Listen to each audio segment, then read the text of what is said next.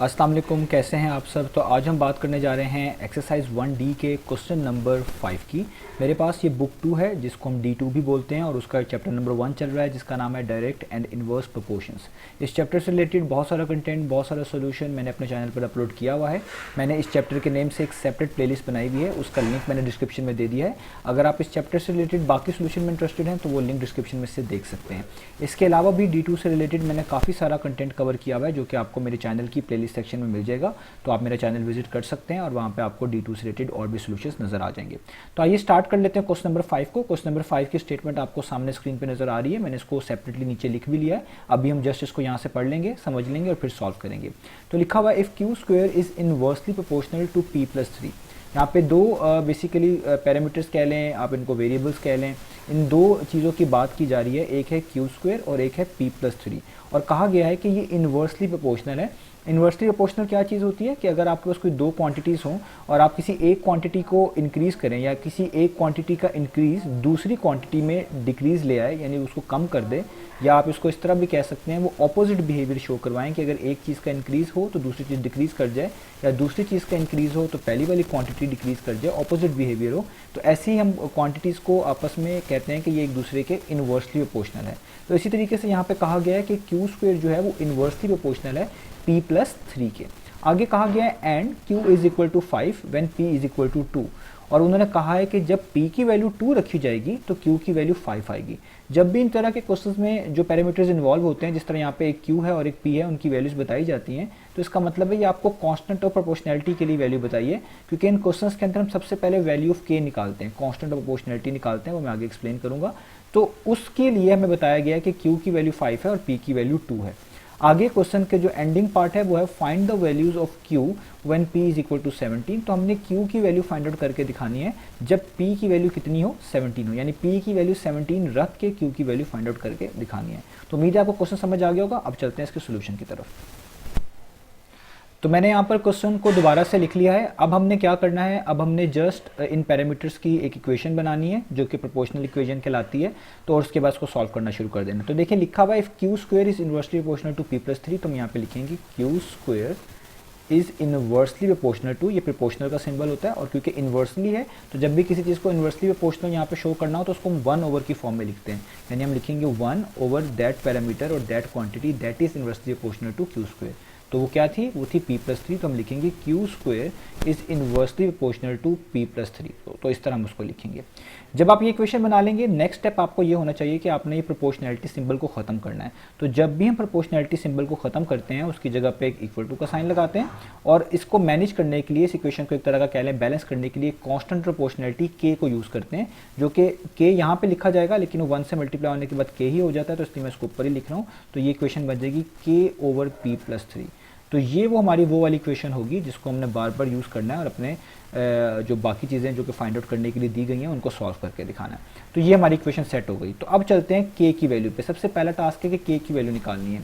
तो k की value निकालने के लिए आपके पास q और p की वैल्यू होनी चाहिए, तभी आप k की वैल्यू निकाल सकते हैं। और वो देखें आपको क्वेश्चन में गिवन है q 5 है और p 2 है। तो अब इसी इक्वेशन में मैं इसी इक्वेशन में q की जगह पे क्या पुट करने लगा हूँ, 5। तो देखिए मैंने 5 पुट कर दिया, इस पर स्क्वायर है तो होल स्क्वायर इस तरह डालूंगा, यहाँ पे k वैसे ही लिखूंगा और नीचे p+3 है और p की वैल्यू 2 गिवन है, तो p की जगह पे जब 2 लिखूंगा आगे +3 वैसे का वैसे ही आ जाएगा। तो इसी इक्वेशन में मैंने इनकी वैल्यूज पुट कर दी।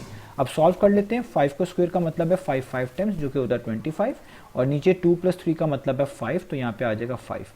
और आप देख सकते हैं नीचे 5 डिवाइड हो रहा है केसेस को, आप इक्वेशन के दूसरी साइड पे मूव करेंगे तो ये मल्टीप्लाई हो जाएगा, यानी मैं इसको यहाँ पे लिख रहा हूँ, ये हो जाएगा 25 times 5 is equal to k। अगर आप दोनों साइड पे 5 से मल्टीप्लाई करवा देते हैं तो भी बात यही है। अब आप जस्ट 25 को 5 से मल्टीप्लाई करवा दें तो ये 125 होता है, तो यहाँ पे आ जाएगा 25 टाइम्स 5 विल बी 125। तो k का आंसर हमारे पास आ गया जो कि कितना है 125। तो हमने k की वैल्यू निकाल ली है, वो मैं यहाँ पे लिख रहा हूँ, k की वैल्यू कितनी है 125। तो सबसे पहले कांस्टेंट की वैल्यू निकालनी होती है, उसके बाद आपको हेल्प करेगा बाकी वैल्यूज निकालने में। तो अब हम करेंगे q की वैल्यू क्या होगी वो फाइंड आउट करेंगे जब p की वैल्यू 17 है।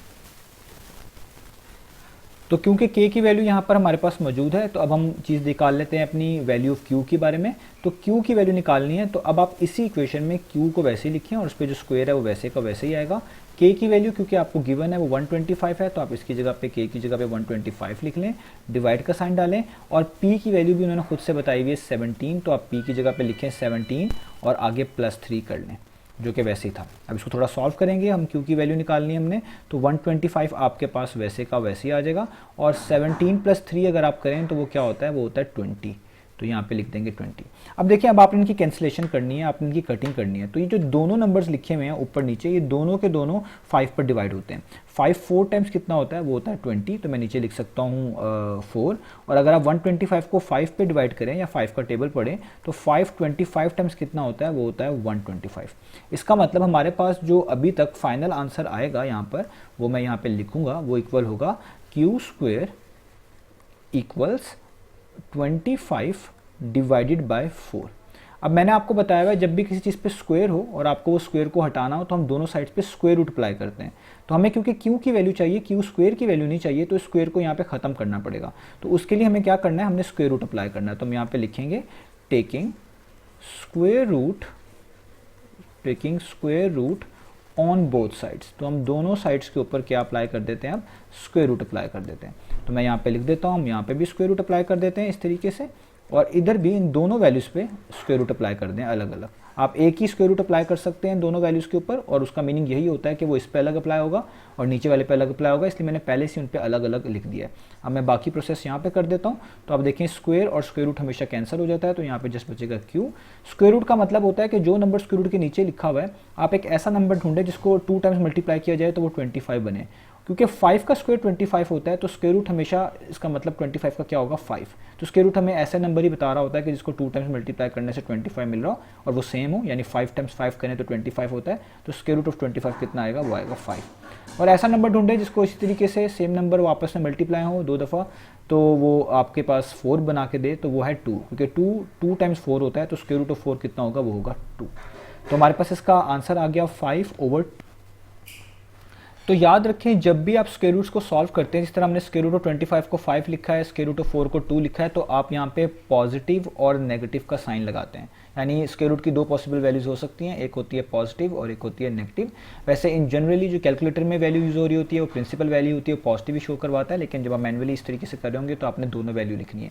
तो ये आंसर भी इसका ठीक है। और इसके अलावा आप इसको ऐसे भी लिख सकते हैं कि आप देखें 5 2 से डिवाइड हो रहा है, यानी 5 का हाफ लिखा हुआ है। 5 डिवाइडेड बाई 2 का मतलब है 5 का हाफ। तो 5 का हाफ कितना होता है, वो होता है 2.5। तो आप इसको ऐसे भी लिख सकते हैं q is equal to positive negative 2.5, दोनों ही आंसर्स ठीक हैं। तो ये था हमारे पास क्वेश्चन नंबर 5। इंशाल्लाह नेक्स्ट वीडियो में मिलेंगे बाकी सॉल्यूशंस के साथ।